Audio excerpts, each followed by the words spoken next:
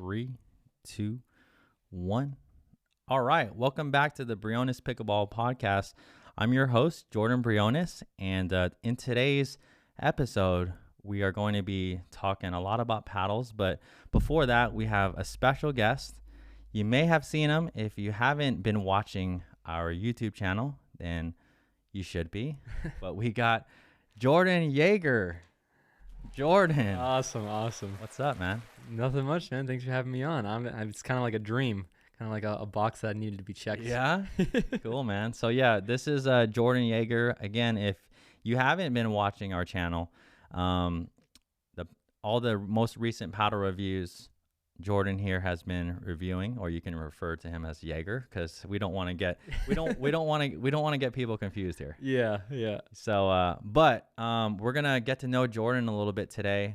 We actually met, I don't know, a couple years ago or 3. I don't know. Yeah, it was I'm like not really right when I started.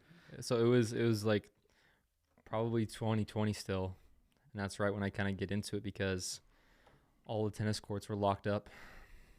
For COVID, and so, but pickleball courts were open for some reason. So I'm like, oh, this is a racket sport I can play still. And then just everyone gets addicted, and I got addicted just like everyone else. And cool, man. I'm here. All right.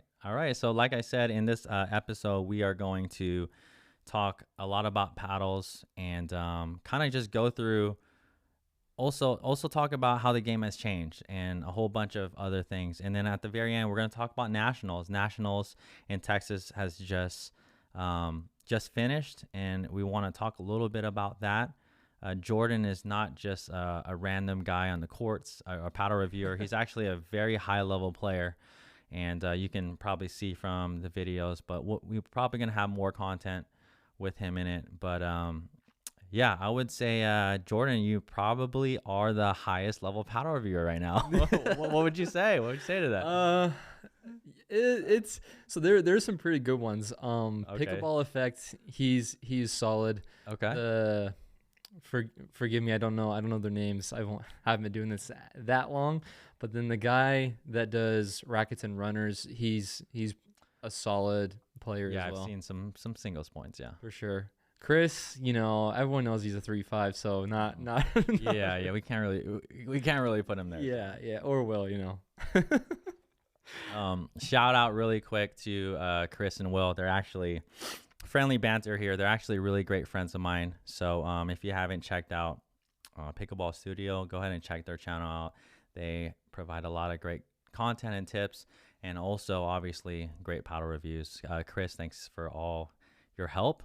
He's such a good guy. He's actually, just to throw it out there, he's actually, kind of talked to me a lot about paddle reviews, and I told him I want to start doing them on the channel and stuff. So he's a great guy. Go check it out. But yeah, I couldn't do it because of a lot of you. So why Jordan is here and why I actually asked him to do paddle reviews was because a lot of you thought I was biased or something. Okay, it's not like I wear other paddle manufacturers shirts or anything like that. Okay. I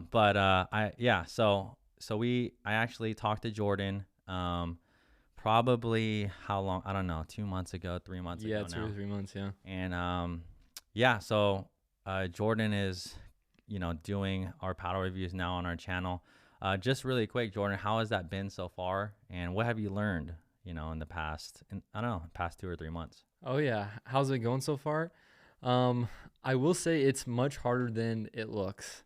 I originally, when I first started to play and paddle reviews became a thing, I started watching Pickleball Studio and the reviews that Chris was doing, and it was just really captured my attention. I've always been into, looking at reviews to buy whatever product I'm into. I'm just kind of like a nerd like that when buying a product that's kind of higher value, above $100. Yeah. Right. And so when I first got into it, I'm like, oh yeah, this would be great. I'd be just like Chris. It's so hard. And yeah, so he does an amazing job, and he has the success that he has because he does all the little things behind the scenes that no one really sees. So, but yeah, so sure. First thing, it's harder than I thought. And then secondly, it's I've had so much fun playing with, all these different kinds of paddles, because traditionally, I'll play with a paddle for, 6 months to a year until I feel like it's lacking, or if it just dies. I'm like, oh, okay, I'll look into getting a new paddle. But going from like a paddle to paddle every 2 weeks or so, and then feeling all the differences, or longer, it's been super interesting. It really puts into context, okay, which paddle manufacturers put more effort into certain things than others. Yeah. And it's just been really cool to see the contrast, because I don't think most people aren't going out and demoing, 20 paddles. They might demo like 3 or 4, right? Yeah, you're right. Yep. So that's the biggest thing, has just been the difference in how each play and how I have to adapt my play style towards whatever paddle I'm playing with. Because I think I can just go out there and play the same with every paddle, and it's just not the case. Yeah. So that was weird, because I'm like, oh, this is just a different paddle. I'll play how I normally do, and it'll be fine. I can make small adjustments, but I'm surprised with how big of an adjustment I've had to make going from paddle to paddle. Yeah, well, we'll definitely talk about that. So especially for the viewers out there, I mean, everyone here, if you're watching, you obviously probably play pickleball, or you're just getting into it. And when it comes to purchasing a new paddle or trying to find something, I'm sure it's not the easiest thing, because everyone can't just go out there and try them all. Mm-hmm. Obviously, luckily here, or we have a lot of paddles to try, but that's why we kind of started doing the paddle reviews. Kaden and I started first, trying to give you guys the honest feedback of what we thought. Obviously, Jordan now is taking that on. So that's our goal here. As Jordan keeps going and you guys get to know him more and more, I'm sure his goal is to be the most brutally honest as he can. Mm-hmm. And also know that, you talked about, and we'll dive deeper into this, but you talked about like different play styles, different people, but your play style may be totally different than someone else's. 100%. Right? So Jordan has a lot of power. I mean, he has a great backhand flick roll, and he has a lot of good shots, and he uses a lot of topspin, right? So and then other players might be a little bit different, and your game style might be a little bit different. So we can talk about maybe later on in the show, how that is. But sure, let's first talk about really quick how we met. Sure. Do you remember the first time that we met?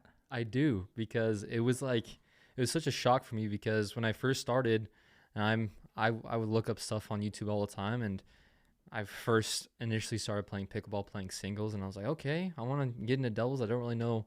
Oh, you started singles first? Yeah, with my uncle, just me and my uncle for 2 months, just smacking out playing singles, tennis style. Yeah. Like not close the net or the kitchen line or anything, going into the kitchen, like finishing off points. Like we didn't really know the rules. Okay. Yeah. So I initially learned all the rules of pickleball and really how to play from your videos.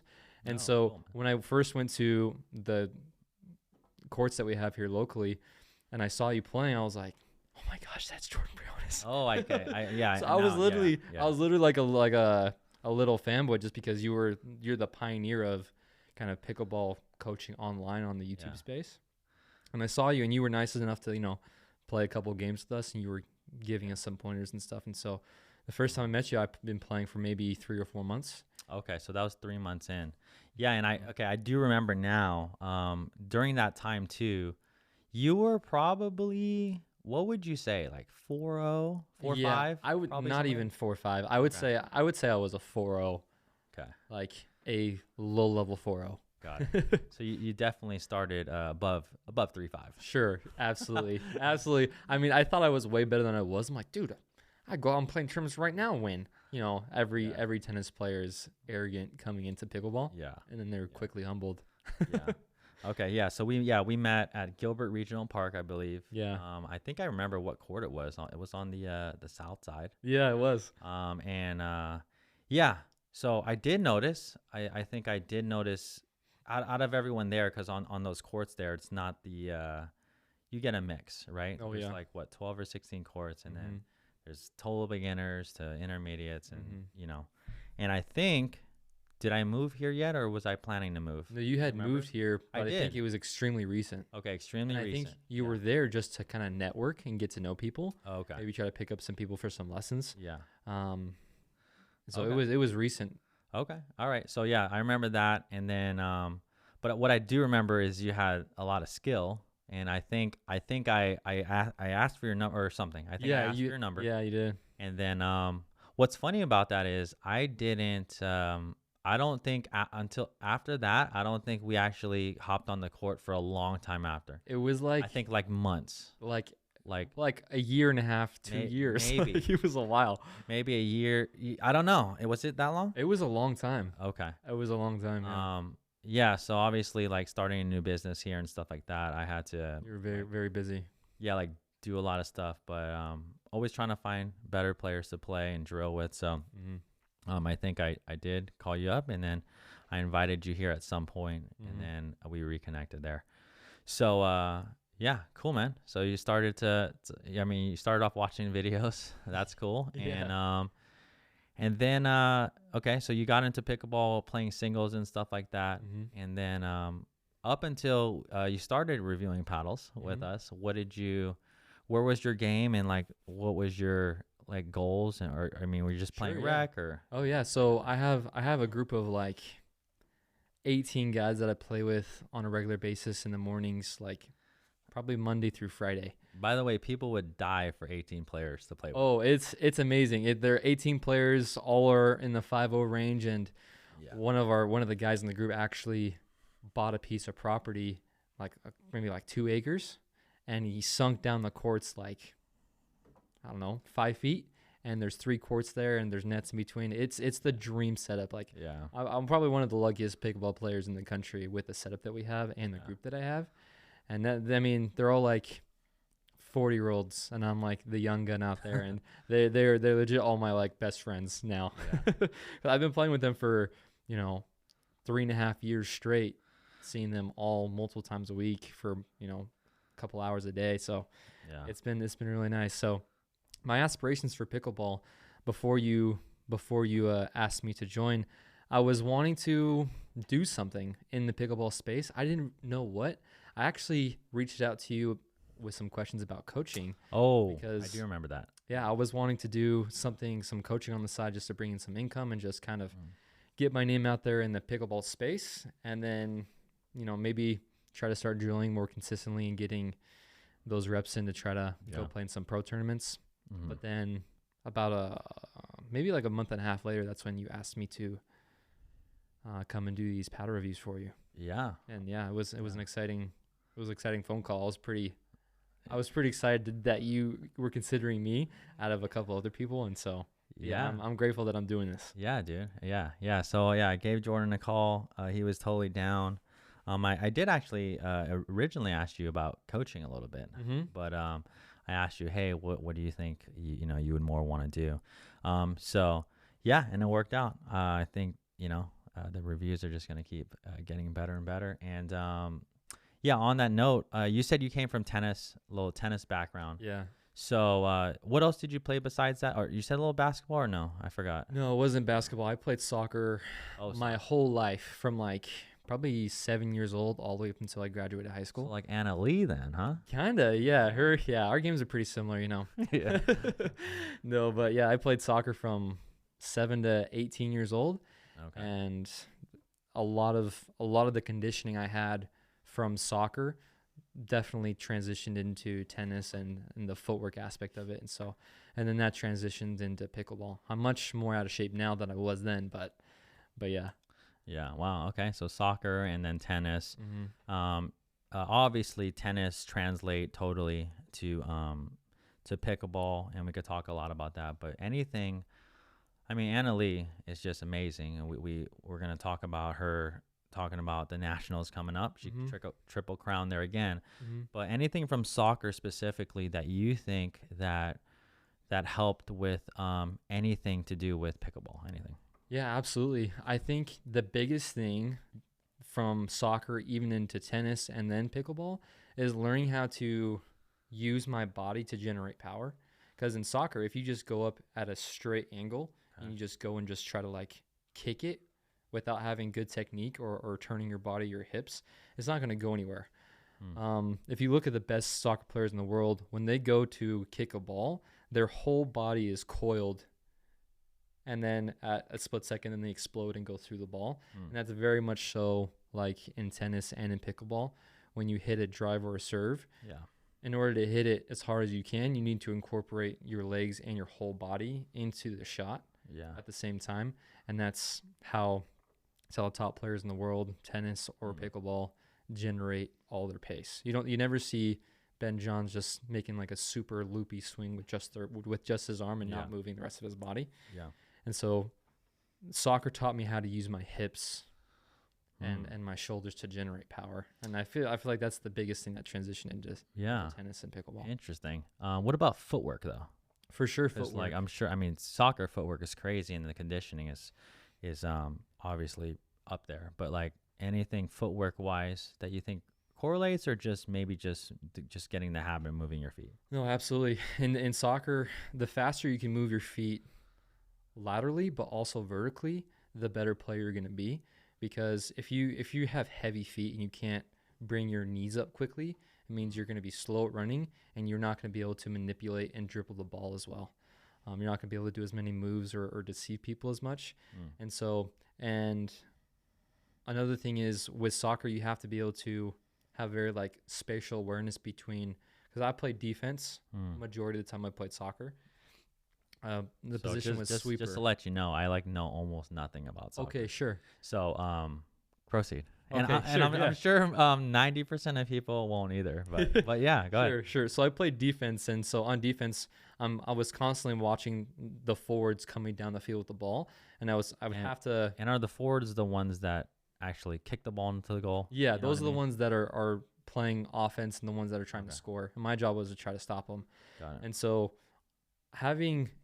on defense, you have to have just as good footwork as you do on offense, because you have to try to keep up with them and like position yourself and use your feet to stay in front of them no matter what they're kind of doing. And a lot of it was pushing off of my front foot into my back foot and kind of doing this like back shuffle.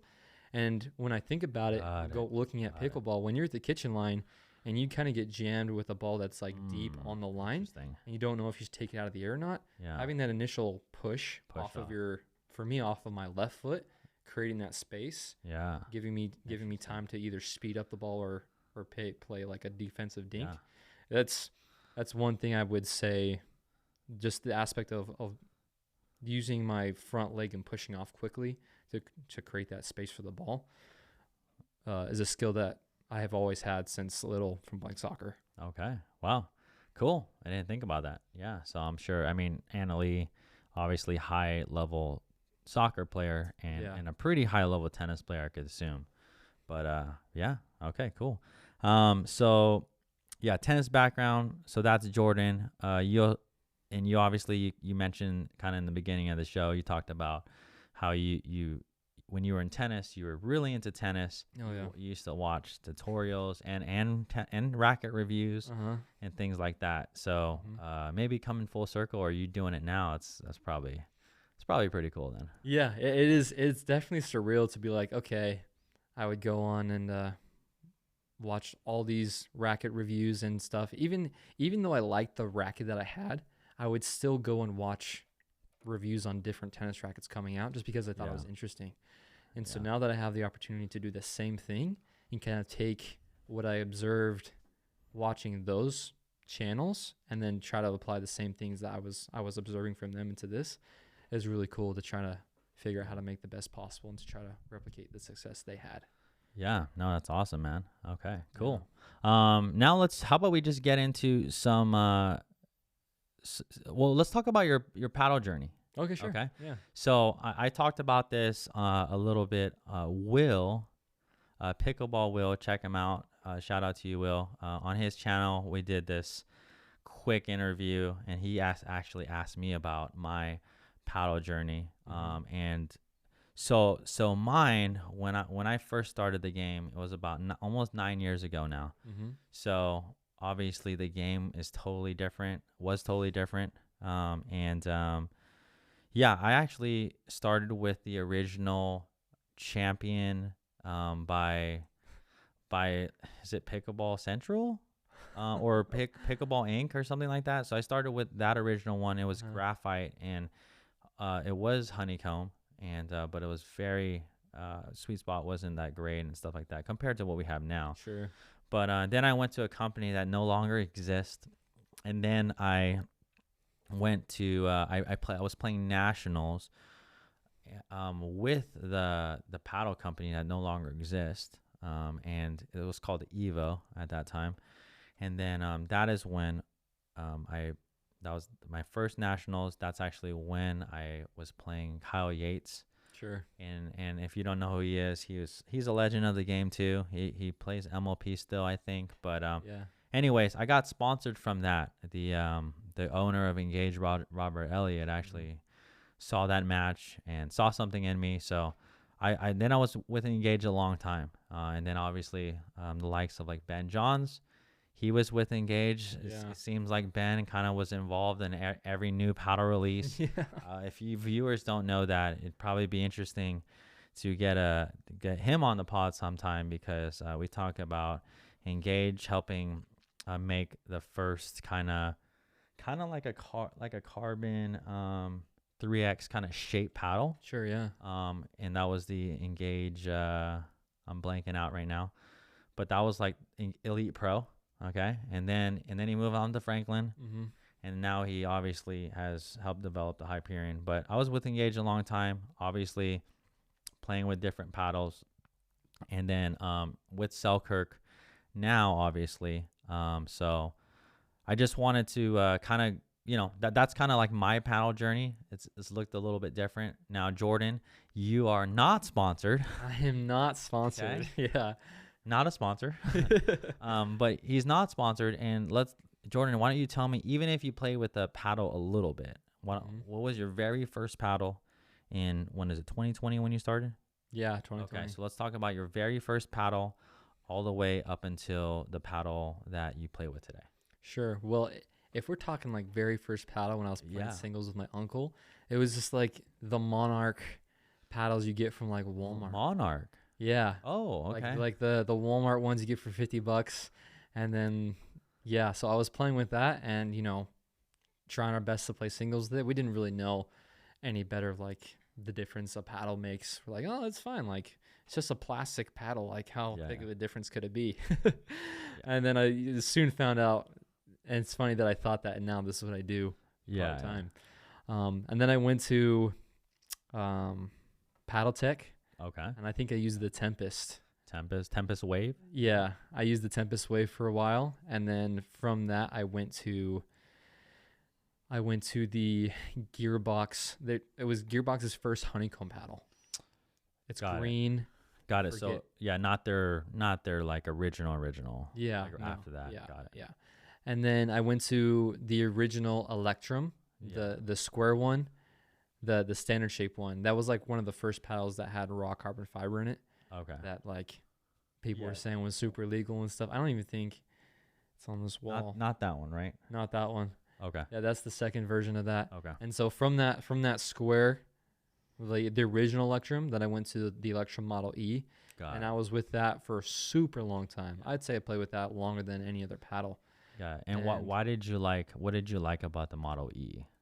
It was just that was the one that was like really, I remember, like really buttery. It was super buttery. Like as in it was like a reset like machine. Like it kind of felt like the original carbon, right? Yeah, exactly. And that's the one that Colin Johns was using all the way up until he switched over to Yola.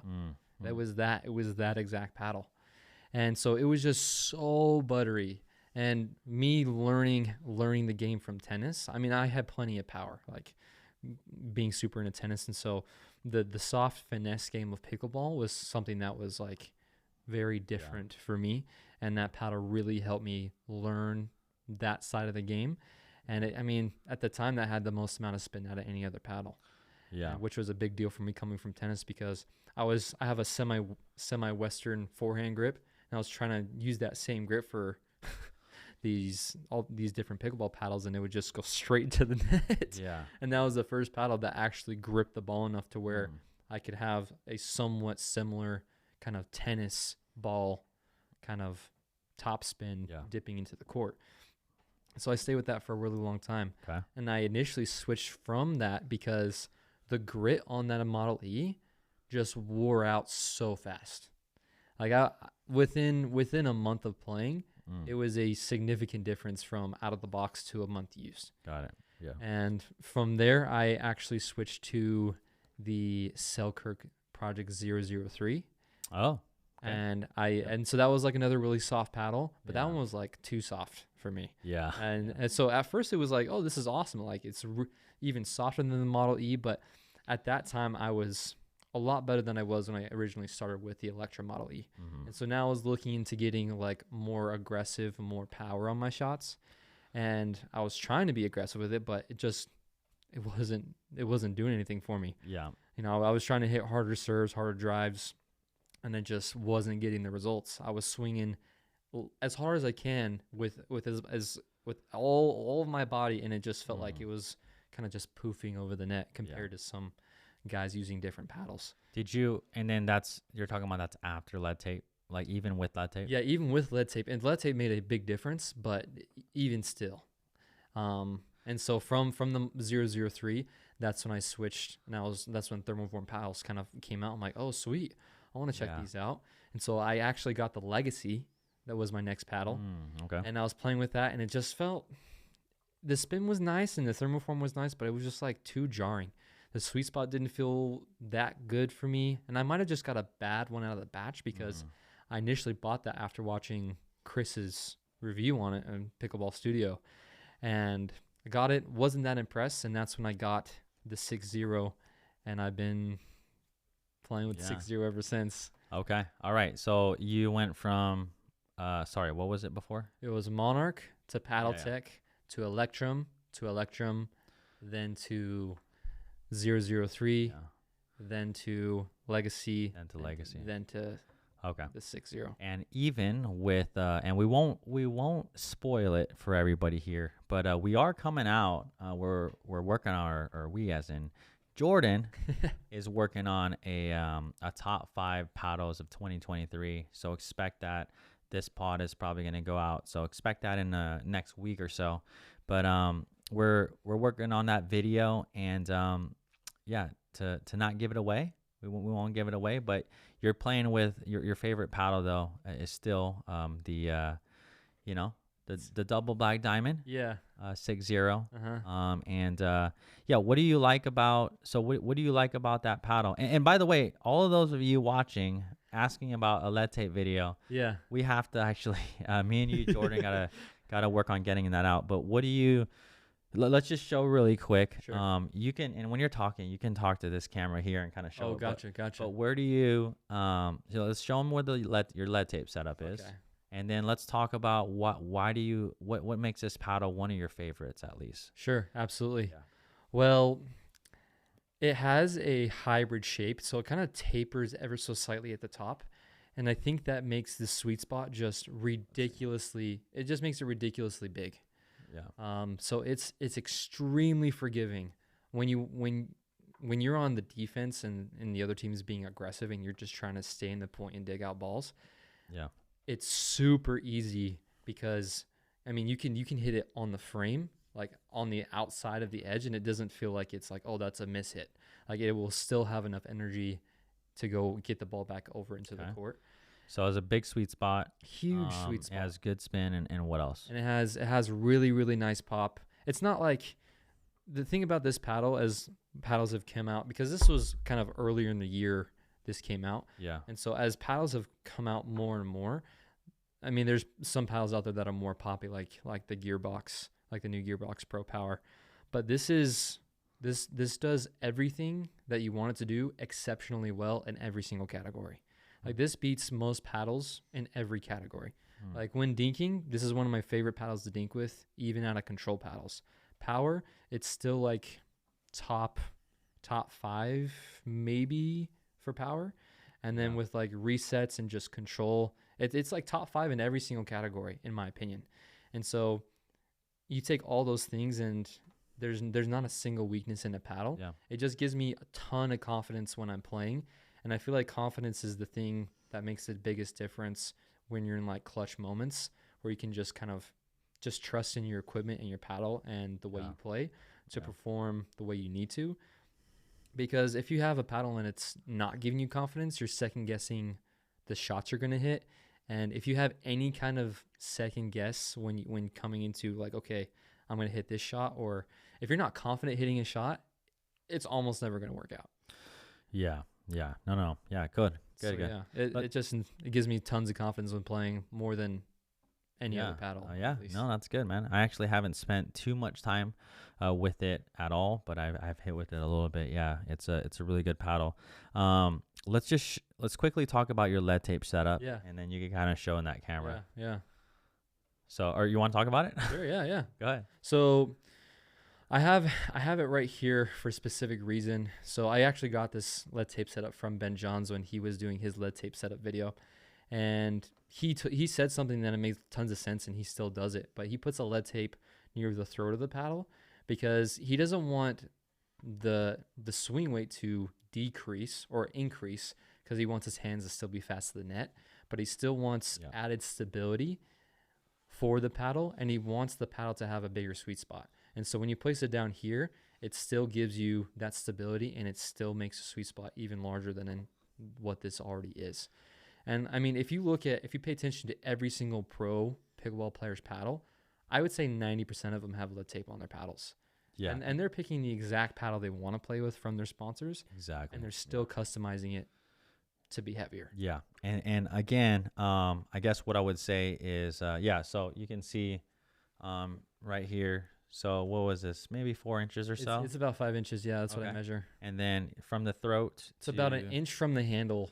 And it goes up. And I would say, you said 90% of players, pro players use lead tape. Yeah. I would say maybe 90% of pro players have a setup similar. Yeah, or something to like this. that. And the reason for that is exactly what Jordan said about, making the sweet spot feel a little bit more solid, because that extra weight on the sides. And then, if you just put it on the top, I mean, that can increase some topspin and stuff more like that, but it's going to slow down. It's going to slow down the hands. If you added this same amount of weight to the top of the paddle, it would feel twice as heavy, just because the swing weight would be so much higher. Okay. All right. So that's what Jordan is playing with. Again, stay tuned to what? For the top 5? Yeah. Stay tuned for this top 5 video. You could just put that down or whatever. Okay. Stay tuned for the top 5 video of 2023. I think it's going to be very valuable to those of you who are trying to pick up paddle before the new year, before Christmas, or maybe for the new year. Just going to shout out a couple of paddles from Selkirk here. Got to do them justice. Selkirk has really, obviously, is a big sponsor of the channel. I really appreciate them. And I just think they're a really great company. And when it comes to customer service, I think they are definitely top notch. We talked about the Lux, and I'm still giving this a go. And a lot of you are asking kind of if I'm playing with the Lux, because those of you who have been following the channel, I have previously been playing with the Halo Control 16 Max. So I'm still kind of deciding here. Again, go watch the review that Jordan did on the new Selkirk Lux. Very, very control-oriented paddle. Obviously, it's the manufactured paddle that's made from the 003. Yeah. If you need a lot of power, this is not going to be for you. Yeah. But I really enjoy this for resets, and I am enjoying the Epic version, something like that. But I'm still kind of figuring it out. I went back, actually. I drilled the other day with this the Halo Max, and I really enjoyed it. So I'm just gonna have to figure it out. Actually, Jordan, you haven't spent much time with this at all. I really haven't. It's very interesting. Yeah. So I don't know. Maybe we'll get his thoughts on it on a future video. But shout out to Selkirk there. Shout out to Selkirk there. And I think it'd be cool to just kind of show the people, or the listeners or followers out there, if you're just listening to this, sorry you can't see it, but we might show you a couple of paddles that may be in the works. Comment below if you want us to do a full review of any of these paddles. We may do a first take, a first look. We're not sure, but I kind of want to show you what's coming down the pipeline, okay? So obviously with a Triple Crown winner. What is the date here? November 12th. So we have obviously Anna Lee's paddles are going to be coming out soon. I'm actually not sure if I can show this on camera yet, but I will We'll blur it out, maybe. I'll show you the grips. These are the butt caps of the new Anna Lee Waters paddles. So that's all I can show you. The review for those will be coming out. Yeah, so whether that's a first look or a full video. They look really nice, and I should have thought about that before this podcast. But comment below if you want the new Anna Lee water paddles review. Jordan's gonna definitely check those out. I mean, I think Anna Lee's using it right now. I think she's using her paddle right now. Does it look like this? Yeah, it has the crown. It has the crown on it and stuff. Okay, all right. You know what? I don't know. I don't think I could get in trouble. But here we go. We got we got Anna Lee's new paddles coming out here. We got a 14.3 and a 12.7. Interesting. Yeah. So for my limited time playing with these, I mean, just paddle techs in general, they're pretty poppy. I tried their newer downline before this, so yeah, really cool, fun paddles coming up. And then we got the 6-0 double black diamond infinity. Jordan, why don't you hold that up there? Yeah, that's a really cool one. Now, is that John May's paddle, or is that just a new? I think this is they built it for his desired spec. That's what I thought, but then I watched him play, and he has a pink edge guard around, unless he just have a different color. I bet, because this is an edgeless paddle. Yeah. And so you know how 6-0 has like different colors with like the white lines and stuff. Yeah. So it could just be this same edgeless paddle. It's just a pink instead of white. It's pink. Okay.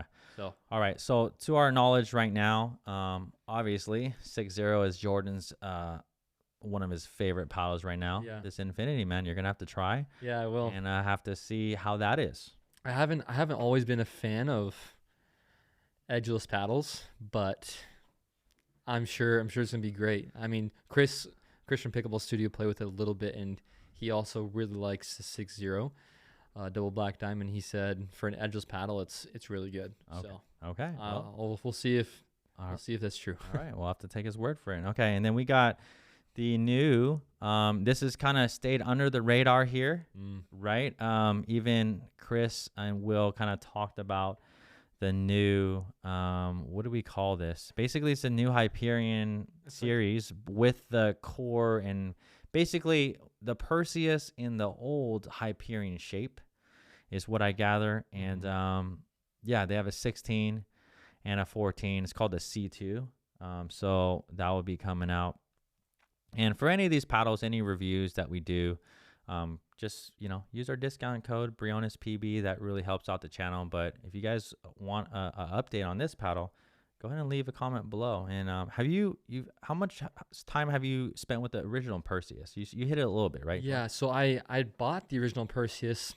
I literally played with it. So the 6-0 and the Perseus came out. They both got shipped to my house the exact same day. Oh. So I brought them both out to the court. Super excited. I was wanting to like the Perseus so much. I was so excited to play with it. And I started to play with it. I'm like, okay, that's not as good as I thought it was gonna be. And then that was the first game I played with the Perseus that day. Yeah. And then the second game I switched to the 6-0. I was like, oh, this is way better. Wow. Okay. And so and since then I probably played one more game with the Perseus just to see. Yeah. And yeah, it was just it felt to me it felt pretty clunky. The sweet spot felt pretty small. Yeah. The spin wasn't nothing special. It just wasn't special. Okay, well there you go. Honest feedback on the original Perseus. But let's. So did you get rid of it, or did you still have it? I literally returned it. I literally returned it, got my money back. Okay, I'm like, yeah, there's no way I'd ever play with that over the 6-0. Okay, all right. Yeah. Well, there's the Perseus story. I'm sure Ben John's gonna have to have sorry Ben. Well, I'm sure he's gonna have to have something in the works next year for sure. Will.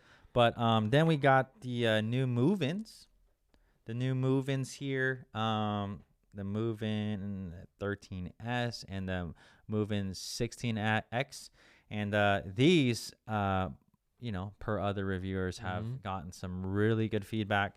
So comment below if you want us to do a series on this. Maybe I'm thinking maybe a potential series so we can review multiple of them at the same time, or if you want a certain move-in groove-in paddle. But great company. I've sent some emails back and forth with the owner, and actually I've talked to him a couple years back now. So, but it seems like they're doing really good stuff there. Yeah. And then lastly here, I just want to talk about the now this is the control. I think you have the power. I don't know, the power somewhere else, but Yeah, I have the power. The new Gearbox Pro models, okay, have gotten a little bit of flack recently on I guess, what do we call it, manufacturer errors or something like that. We've gotten some comments on the channel and things like that, and I think that Chris Olsen from Pickleball Studio he's mentioned a lot on his podcast and stuff like that. So if you are experiencing some defects, or if I've even heard a comment where it says like, oh, it doesn't feel like it's a lot of power. Yeah, it's and like things like that. So I mean, the ones that we tested, or the ones that you tested, Yeah, I mean, they're coming exactly the way they're supposed to be. Yeah, they're coming off. Coming off pretty hot, and that's why the review was very similar to Chris's review.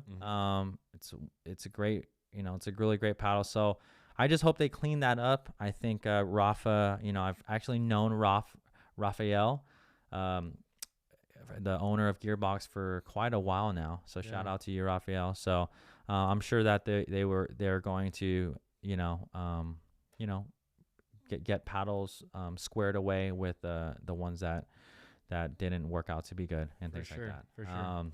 Any other paddles we think we're coming out with? But I don't know if you have any other brands. I know there's a whole brands people ask us to review. The Pickleball Apes, I think that's one I hear all the time. Yeah. Different paddles. Anyways, always comment any paddle review that we do. Drop a comment. Let us know. Yeah, let us know. Okay, where do we go from here? We got some questions. We can talk about, even since when I started the game, the paddle industry and the game has skyrocketed. But let's talk about how much the paddle industry has changed the game. And me as a coach, I can tell you a lot, but just in your experience, Jordan, because you started in 2020, so not that long ago. 3 years ago, okay? Yeah. But you kind of mentioned it with the Model E a little bit, but let's talk about how just in the 3 years that you've been part of the game, what are the main things that you see? Sure. I mean, there are way more drives now. Everything's way faster. Like, yeah, if you don't have really good dinks with the paddles now, with how poppy they are, it takes one flick pop volley, and the speed up game is started, and then it's just bang bang bang, and it's like, okay, whoever has the fastest hands is probably number one differentiator who's going to win that point. But number two is what kind of paddle they're using, because if I'm using a Selkirk Lux and you're using a Gearbox Pro Power, then I'm probably going to lose that majority of the time.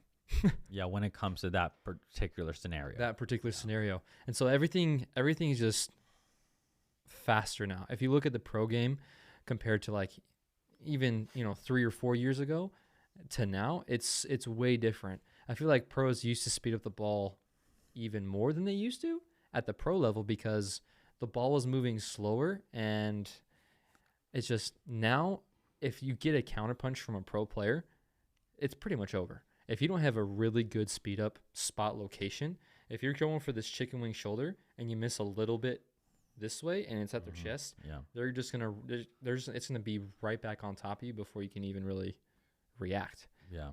And so So obviously, I've been teaching for 8 years now, and Yeah, obviously, I guess the biggest key thing, power. You just talked about Spin. it, but spin, top spin, underspin, particularly top spin.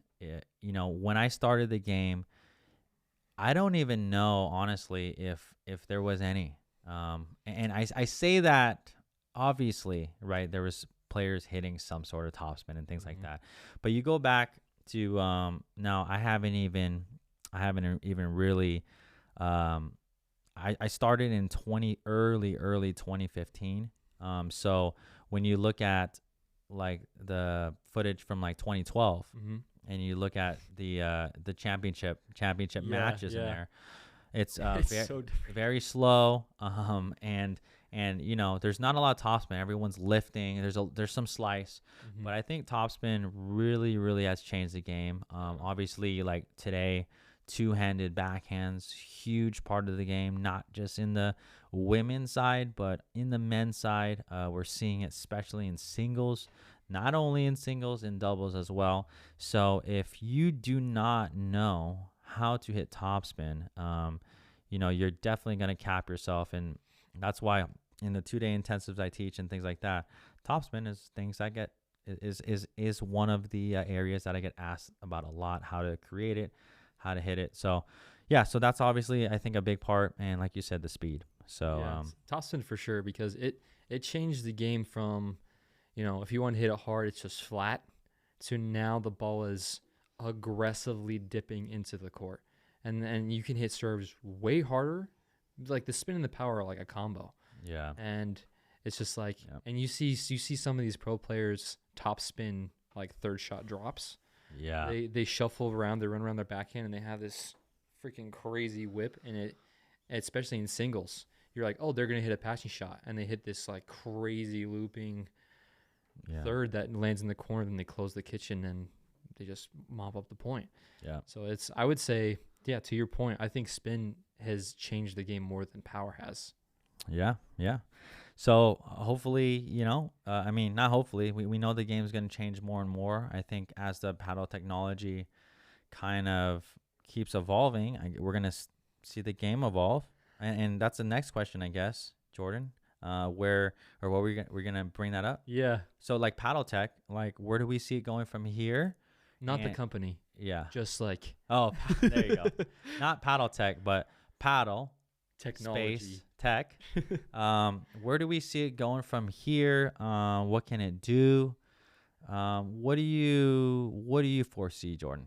Honestly, there's only so much more they can do as far as making Yeah. it hit harder. They can only make it feel so much better. I think we're gonna start transitioning into longevity of paddles more than, okay, how hard can we make it hit or how soft can we make it feel?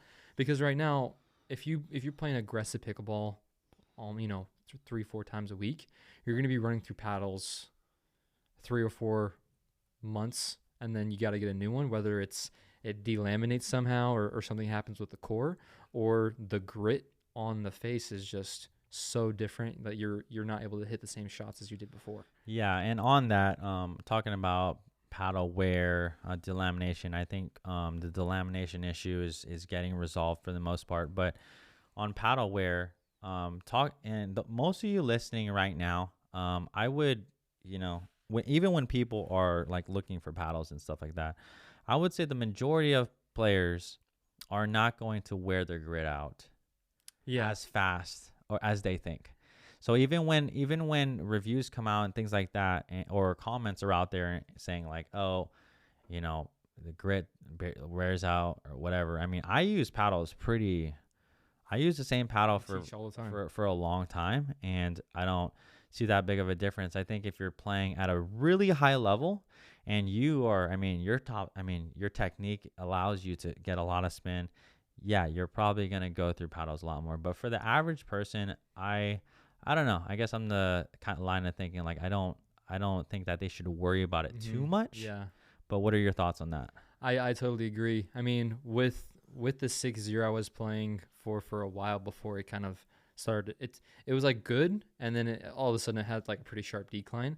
But up until that point, I was going strong like 4.5 months, and I was playing 10 to 15 hours a week, like Yeah. heavy drives, serves, topspin. Like I was abusing it as far as like hitting it hard. Yeah, and Jordan here, like 99% of you watching this are not going to hit it as hard as he does. If you're just more, you're in the realm between 3.5 and 4.5, you really shouldn't be wearing out grit on, especially these new paddles as they've gotten better within, I don't know, at least 6 months. Yeah. I would say at least a good indicator there. Yeah. Yeah. Okay. So as for paddle technology, I really think that kind of like you said, there's got to be a cap on power at some point, just physics. Yeah. It's then it's not fun. Yeah. And then touch, like, I don't know, can we have potentially the power of a Gearbox Pro and the control and touch of a Lux in the same paddle? They're definitely trying. Like Ronbus, their new permeable edge grid technology, they calling it like Gen 3 paddles. They did something like that, and it kind of feels like that. It's like when you hit it hard, it's really stiff and firm, and then when you hit those soft dinks control shots, you can feel the face soften up. It like adapts to your shot, and that's exactly what the new Gearbox series does as well. Well, more of like the Pro, with the control, it's just soft all around.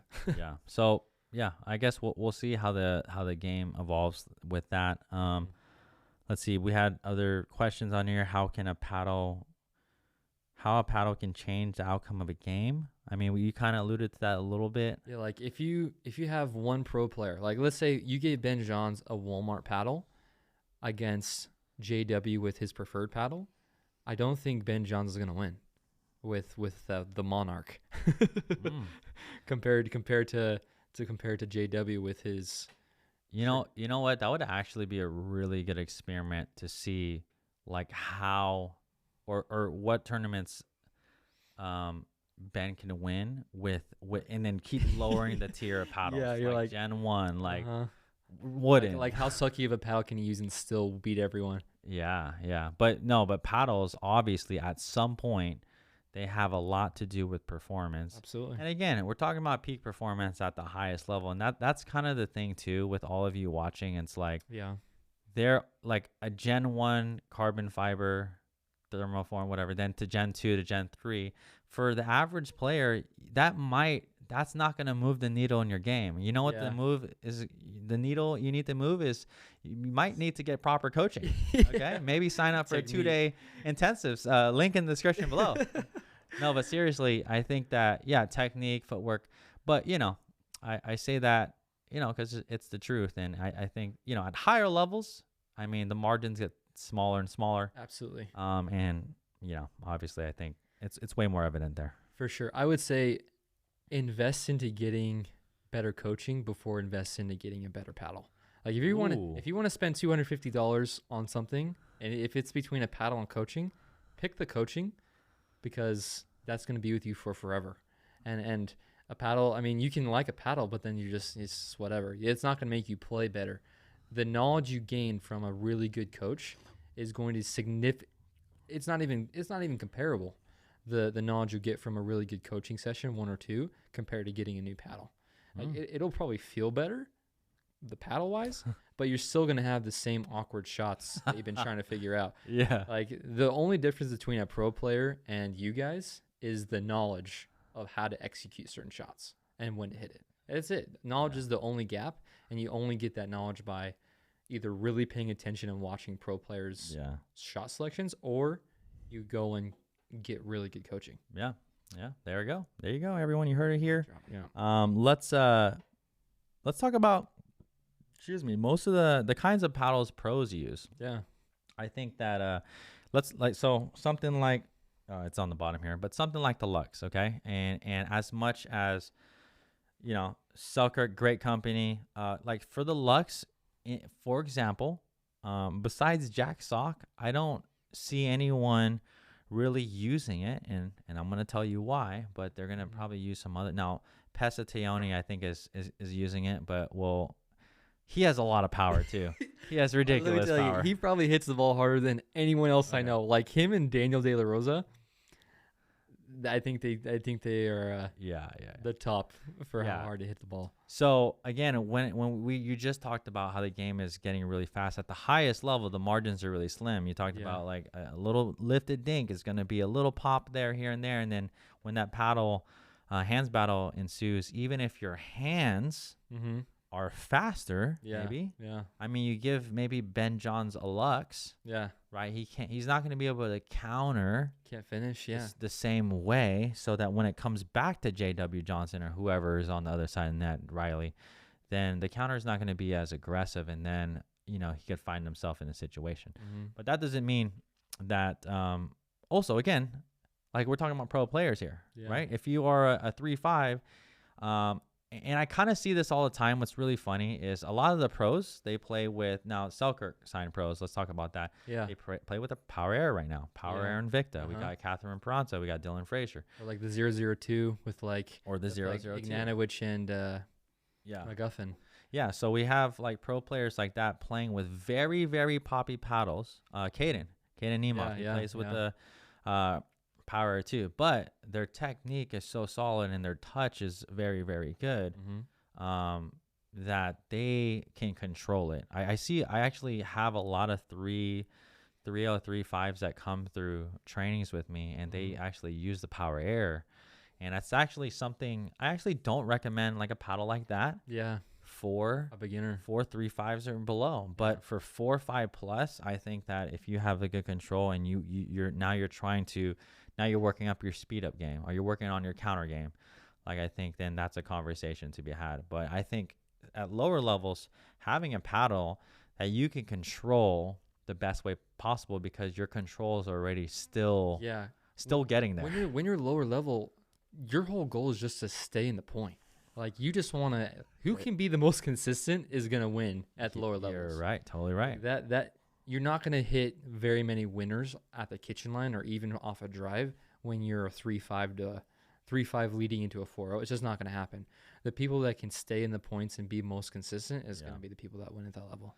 Yeah, no, really good, man. Really good stuff. And the control paddle is definitely how you're going to get that. Yeah, and control paddles, comment below if you want to, we may at some point do a top 5 control paddles, but we're talking about the likes of, obviously, the new Lux is a great one. Control paddles, what else we got? I heard the Move-In 13S was like really good. The Move-In is going to be on there. Very surprised, but yeah, and there's a whole bunch of others, that the regular, like the Warrior or something. Yep, and then the original Carbon, Carbon 1 or 2. Yeah. Not the X, the non-X Carbon. Yeah, not the Power Series. That was actually one of my favorite paddles before I came over to Selkirk. I mean, that thing, I just remember that thing would just block, man. Yeah, it just feels like it's like sinking. It's like it's like a tramp, just sinks into the paddle so much. Yeah. And then again, as you've been doing more reviews, and you're going to be doing a lot more, Jordan, but one of the things we have on here is different paddles are built for different players. And even in the most recent, so check it out, most underrated paddle of the year, the Carbon Power Series. Check out the last video we just dropped. But you were Jordan here was talking about how there's a 1X, 2X, and 3X, and he kind of adapted his game style a little bit when he was paddle testing those and playing multiple games. And so why don't you talk about, what do you think? So what does that mean when different paddles can be more built for different players, or also, they're just like, different paddles are, there we go. Absolutely. Yeah. So what I've seen from play testing these different paddles is that every paddle has its strengths and weaknesses. And if you try to play, like if I try to play my typical game, which is pretty aggressive, with a paddle that's not meant for that, it's just not going to reward me the same way as if I try to play more controlled. Like with the Luxes, if I'm going out there trying to play like a banger and just try to swing away, it's not going to work very well, because the ball's just coming so much lower than what I'm typically used to, opposed to me, okay, how about I just slow it down, hit some more drops, and get in the kitchen and like really move the ball around kitchen-wise and just play some solid defense. I would probably end up winning more games playing to that paddle's strengths rather than just trying to be stubborn and play the same way I'm always playing. So that's been the biggest thing, is that people shouldn't go out and just buy every paddle that we review, as much as we would love that. Or you could. You definitely could. But if you should, yeah, it's like if you have a weakness, in your game, Yeah. you need to be trying to find a paddle that helps that weakness and improve on it and become a strength. So if you don't have power, try to find a paddle that gives you more power, just enough to where you can still control it and not be losing a bunch of points because of pop-ups. But then you don't have to try super hard to overcompensate and hit extra hard and kind of be uncontrolled with your drive or your serve. Yeah. So just pick a paddle that complements your weaknesses. Don't, like, if you're trying to. Yeah, I really like that. Actually, on that point, I'm thinking here a good question would be, on the weaknesses, would you rather, and this is kind of on the spot question, but would you rather have, would you suggest someone pick a paddle to make their weaknesses better or cover them, or a paddle to improve their strengths that they already have? Which one would you? That's a really good question. I think it depends on the level of player. Okay. Like if it's a beginner and you're like, man, I really am having a hard time like controlling my shots, I think you should definitely pick a paddle that is more control oriented, so you can accomplish and get that down. But if you're a more advanced player, I would say lean to a paddle that complements your strengths more. Like if you're already really good and your technique is already solid, like if you have a really good drive, I would say pick a paddle that complements that, so it becomes even more of a weapon. Yeah. And then you're good enough at that point to where you can just work on your touch game or whatever it is with that new paddle and just kind of get it under control. That way your strength already is a weapon and you can make it even more lethal. Like if someone was like, I have a really good drive, and then they picked up a Gearbox Pro Power, and it's just like unbelievable at that point, and then they just learn to control the touch and feel of that paddle. I think that's what the pros do. The pros lean into paddles that into their strengths rather than their weaknesses, because they're good enough to work on the weaknesses to dial it in and get whatever shot they need to work on under control. Yeah, I don't know. Yeah. That's at least what I think. No, I like that answer. And then I like what you said earlier, going back to get a paddle, get the most powerful paddle that you can get. You can possibly that handle. you can possibly handle or control. Mm-hmm. So, and that goes back to what I'm saying. And, like if you're trying to find the most powerful paddle, like we just came out with the Gearbox Pro video, but you're a 3.0, maybe, possibly 3.25, 3.5 even. Mm-hmm. But you can't reset for anything for your life, right? Yeah. And your dinks are already popping up with maybe a soft paddle. Yeah. Then they're not. then they're probably gonna pop up a little more. Yeah, absolutely. I mean, that's just just little physics there. Yeah. And I mean, that's why there's 3 categories now. There's control, there's all court, which is the middle, and then there's power. Yeah. And I feel like a lot of pros, they do have power paddles, but then the other half of the pros, they're using like an all court paddle. That's really interesting. Ben Johns, Perseus is an all court paddle. Yeah, more all court. Yeah, more all court. Yeah, for sure, all court. Colin, I would still consider the Scorpius an all court paddle, but more emphasis on the control. Yes. So there's like 2 levels within all court paddles as well. You can have a more aggressive all court paddle and a less aggressive, more control oriented all court paddle. And I think most people are going to fit in the all court paddle range because it does everything well. It's not like insanely powerful to where you can just obliterate people off the court with if you have a really good drive, but it's just the all well-rounded thing that a paddle you can rely on that doesn't have a weakness is really appealing. Yeah, I really like that. So that's actually why you like the double black diamond. Yeah, 6.0. I really do think it's one of the top, if not the top, all court paddle that there is, and it's just it doesn't have a weakness, and it does everything really well. Yeah. You know what? You haven't tried the the Project 006 yet, huh? I haven't yet. No. Okay. Maybe Well, that's we might have to do First, another. little first look for Yeah. Yeager. Yeah, because I think as all court paddle, I Uh-huh. think that's a really good one. And then yeah, it'd be interesting to see what you think about that. But yeah, no, I think that's really really good. We just came out with the new Nova Ronbus R3. Yeah. That's That's a definitely a really really good good paddle. all court paddle. Maybe It's you'll like, have to see if it's gonna make it in the top 5 paddles of the year. But yeah. what were you gonna say? Yeah, it's like, I would say the double black diamond is more on the aggressive side of the all court paddle, and then the R3 is pretty smack dab neutral. Like Yeah, if there's a spectrum to where it's like control all court and like power all court, it is really in the middle. yeah, And it's because of the new grid technology they're doing. It's like it gives you both. yeah. It's not unbelievable at either, but it's just all around Yeah.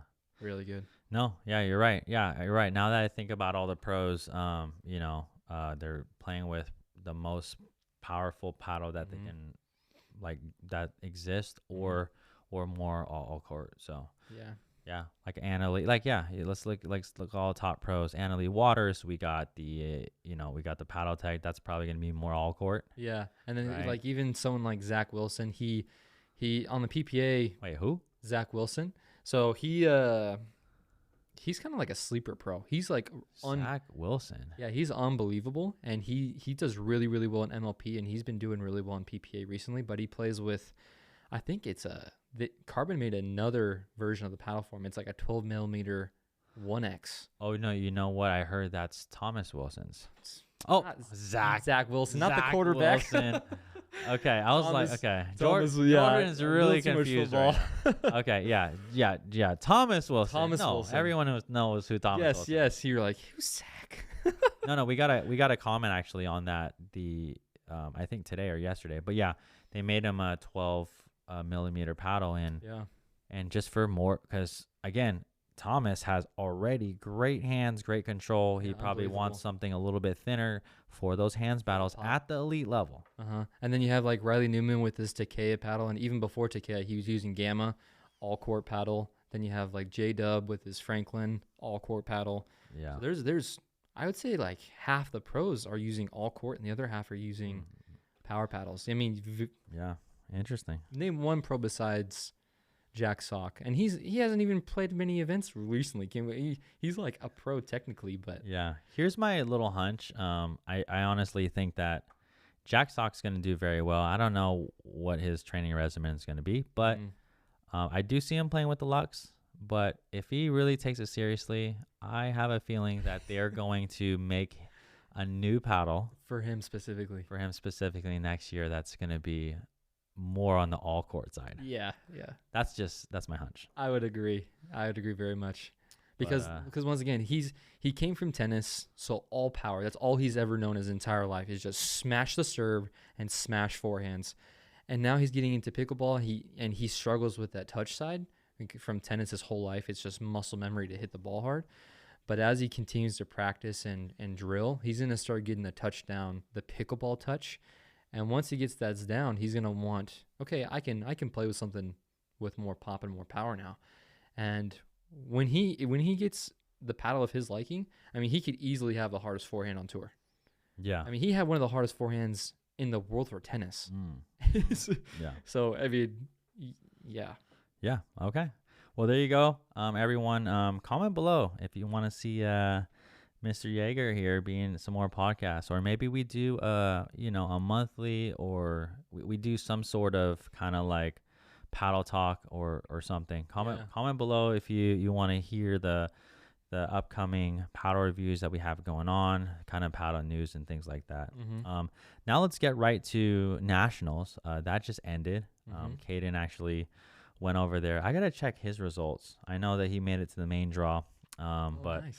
I want to. I don't know how he fared out there, but obviously we have the results in now, and maybe we could talk about paddles as we talk about the results here. Oh. But you talked about how you saw Ben Johns got beat Yeah, in singles. So why don't you? I think it was Chris Hayworth, I Hayworth, believe. yeah. And Chris was using the new Gearbox Pro Power. Yeah, he was. Yeah. So what did you see in that, or what did you see in that game? Yeah. And I don't know, just talk a little bit about. I watched a little bit of it, but you Mhm. talk a little bit about that match and what. Yeah. And how much do you think Paddle Tech had to do with it? Oh yeah. So, I mean, I don't want to discredit Chris at all. He played really well. He was hitting his spots, really good passing shots. I mean, I think he got very lucky with the amount of net courts he got that were in his favor. Some of them were for straight up winners. Some of them were just enough to throw Ben's timing off to where he'd miss the next shot. But it was disproportionately in his favor. I'm talking like How many are we like talking? 10. No. Like 10 over the 2 games. 10. 10 Like 10 literally 10. literally 10 points in the 2 games that went Chris's way, and to helping him win a point. A lot. And you could definitely tell that it was irritating Ben. If Colin got 10, he'd probably walk away Snap. and then quit. Yeah. And then Ben wasn't playing his best either. So it was a combination of Chris playing very, very well, getting some really lucky net courts, and then Ben not even close to being at the top of his game. But then I thought to myself, if Chris was using like a normal paddle, let's say Chris was using a normal paddle. a non-Gearbox Pro The Gearbox Pro is the craziest paddle I've ever played with. But if he was using something like the Perseus and then they played, like I wonder how big of a difference it'd make, because Chris, I know he's a good player and he can generate lots of power, but it did not seem like he was swinging very hard, and Ben was not even close to some of these balls, and he can anticipate shots better than pretty much anyone else on tour. Yeah. And he was just getting just blatantly smoked down the line, angles, like it was crazy. Yeah, I'm definitely gonna have to go watch that. So that was the upset, obviously, of the day. Fun fact on kind of just stats. Yeah, every time there's an indoor, I don't know why. Do you know why they moved it to indoor facility last minute? I have no idea. Okay, but anyways, Ben, for whatever reason, his winning percentage when they move it indoor is very, very low.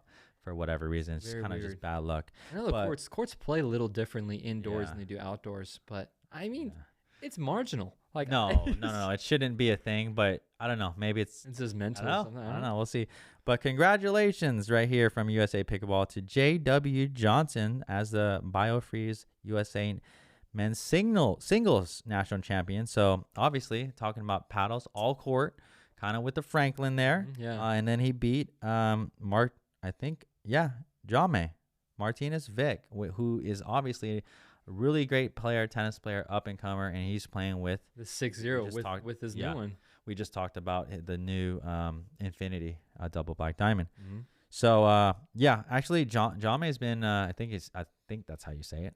Probably butchering it. I think so. But he's definitely been making huge waves, and his game has elevated. Even his doubles game I've seen has gotten a lot better. But I think exciting players to watch. He's a good one. And then we have Anna Lee and Catherine Peranto. I think they played together. Yeah. So they got the women's doubles. And you know what? I don't know who they played against. Was it against the Briones? It might have been. It wouldn't surprise me. They've been playing really good. No way. Did they make it to the final? Okay. Shout out to Mary and Maggie. I don't know. Rasha? Okay. But anyways, AL and Catherine Peranto, obviously they took the gold there. And let's see what we got here. Colin and Ben. Big surprise. Big surprise there. So the Brasha sisters, you know what? One of them I know is playing with Selkirk.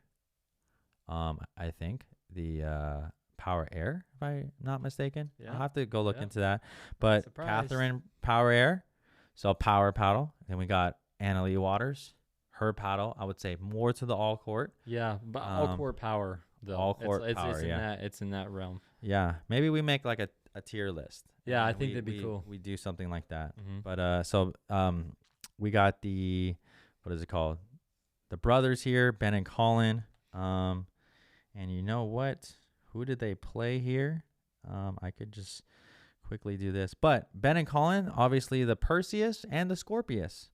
So we got all court paddles around there. Yeah.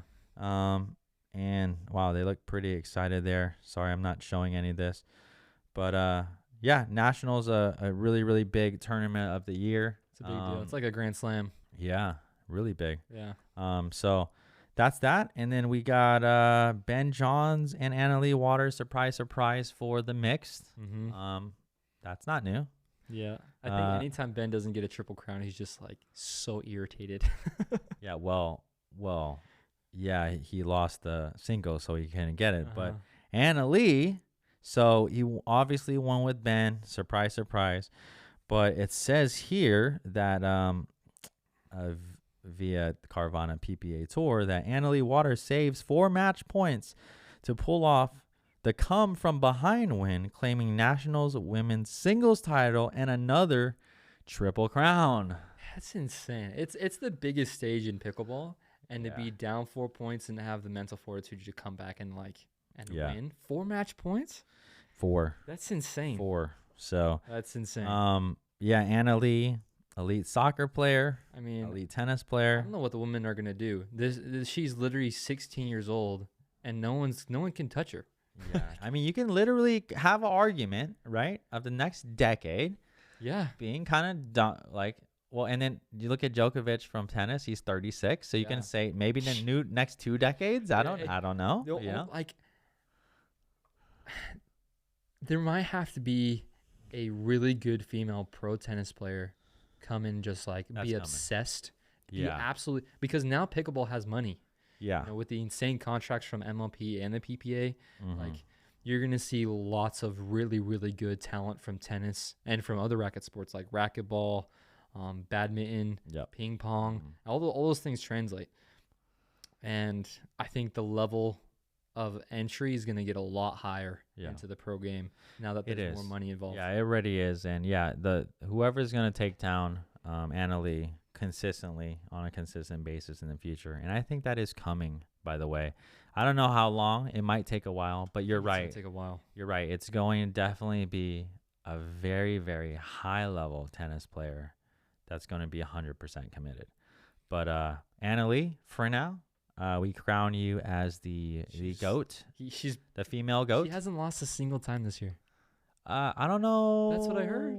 Yeah, she might have lost one with Ben or something like that, but we'll have to look at that. Maybe that was like singles. Yeah. Oh. Or a specific event. Yeah. Maybe not all matches. Yeah. I don't think Ben and Annalie have lost. And like, I don't even know if they've lost. Ben is so dominant on the men's side, and then Annalie is probably even more dominant on the women's side, and you pair them together and mix, like, what are you supposed to do? Yeah, exactly. So but there goes the Nationals titles for you. If you were watching, I thought it was well live streamed, and I got to go back and watch some more matches, analyze some stuff, because there was some really high level play. I have a quick question for you. Yeah, sure. In going into this next year and into the years to come, what shot do you think is going to be? Do you think there's going to be more emphasis on any specific shot?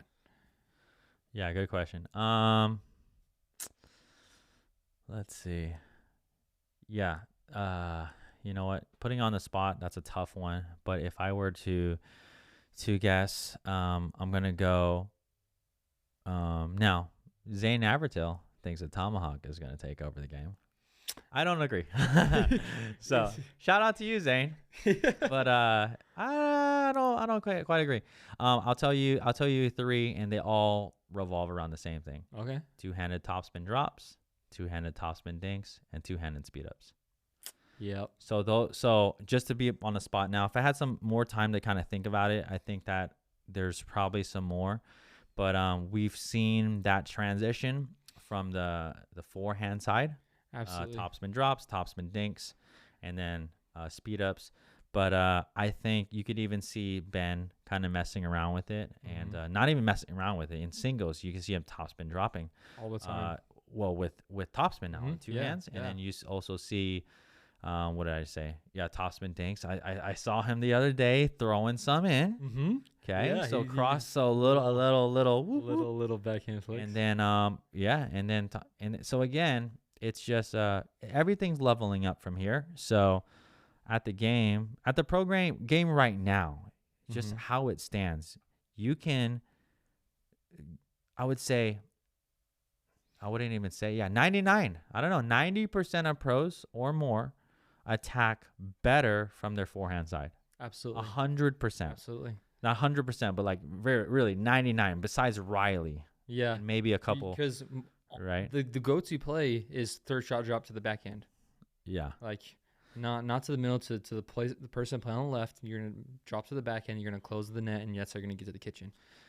yeah. But as you see people start developing that two-handed backhand, some people can hit it harder with a two-handed backhand. Well, some people are more accurate. They Yeah. get it with more spin. Like Connor Garnett is insane with that, and then Annalie. Colin Schick. Yeah. Got Annalie.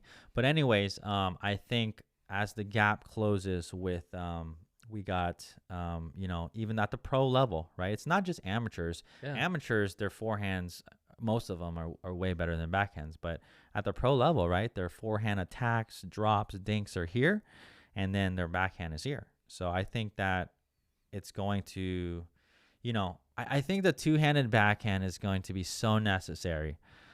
Going forward as a game. I mean, even something in my game, I've been working a little bit more on my two-handed things and stuff like that. But man, I don't know. I think that's one of them. Do you think that's going to be the case with volleys, like two-handed backhand volleys, or do you think it's more so just ground strokes and dinks? Yeah, more so ground stroke and dinks. But what I can say is the volleys are gonna come. Because you see all the women, the top women, they just kind of lock it right here and just they just kill the ball with their two-handed volleys. Yeah, I study and I watch Ben Johns a lot. I really think it's going to be the best players are going to have some sort of a hybrid. So Ben, right, we got really good off the roll, like off roll volleys, one hand, and then he's got obviously counters here, and he's worked on this. He's worked on a two-handed counter. Yeah, when he's stretched down the line. Yeah, kind of stab. And not even just that, he's using it, I think, more and more in some exchanges. So yeah, I think that's definitely coming down the pipeline. Something I've been working on my own game. So if you're not using two hands right now, start experimenting. I would say start experimenting. And one of the things that people ask me all the time in the 2-day intensive is like that's a big thing that people want to learn now. And that was not the case. That was not the case like 2 years ago. So well, it's just like you can go from hitting what are you gonna do? You're gonna hit a backhand slice down the line winner. It's not gonna happen. It's like very low percent. Yeah. But you slap another hand on there and you hit a backhand drive. Yeah. Bro, pro players are killing people with that now. Yeah. And that's just brought Ben's singles game even to another level as he's incorporated that. You're right. Yeah. Without Ben's two-handed backhand work, he would not be winning golds today. Yeah, I agree. That's right. There you go. Totally There's just a good example there. So yeah. All right. Well, I guess we'll wrap it up here. Again, I just wanted to introduce everyone here to Jordan Yeager. Yep. Okay. Let's not get it confused. Okay. But so comment below if you want to see him on the pod again. And then also shout out something nice to him, or if you've seen a paddle if you see a paddle review or something like that, and leave a comment below on some paddles that you would like us to review. There's a ton out there. We can't get to everything for sure, but we will try to get to what we can. Any last thoughts? Just I really appreciate you guys, watching this podcast. The paddle reviews are going to continue to come out, and just appreciate the support and the viewership of those as well. So okay, I'm trying to make them the best as possible, the most unbiased as possible, so you guys know where to spend your money. There you go. All right. Again, thanks so much for watching, and we'll see you in the next video.